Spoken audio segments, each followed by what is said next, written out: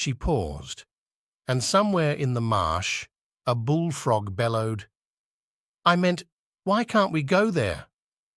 This time I was silent. "Luss?" "I don't know, Winnie. Go to sleep." Winnie was up a lot at night. Sometimes I could hear her moving around in the kitchen in the wee morning hours. I wondered if it came from being blind. When I closed my eyes, I saw black. I had no idea what Winnie saw.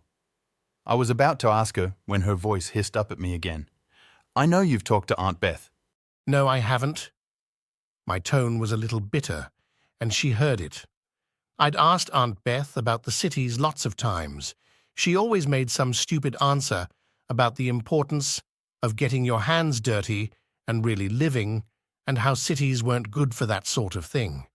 Aunt Beth knew a lot about farming, not much about kids, though. I thought about cities a lot. I knew about the traffic, the people, the weird clothes they wore, and I knew a lot about cities from the past: New York City, Sofia, Beijing, San Francisco. "Where's the closest one?" Winnie asked, and I could hear her yawn. "Long ways away. Torpa, 200 miles. "How far?"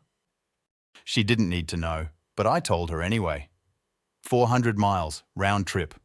She scoffed. "Heck, I thought it'd be farther. I could get there on the ASV in 3 hours." I had thought that before too.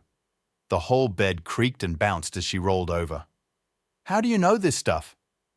"You gotta read them to me, Luss. I gotta know this stuff." This time I scoffed. The cricket song swelled. If Aunt Beth found out we were ever talking about cities, boy, would we be in bog water? If she ever found out that 2 days after Winnie's questions, I snuck out at 23 Rau to unplug the ASV from its battery, she would exile Emma. The ASV was old, older than I was. It ran pretty smoothly, though.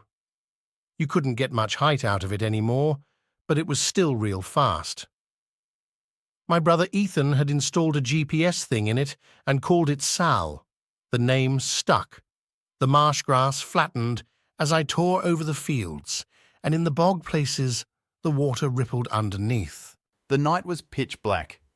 The shadows were eerie, long,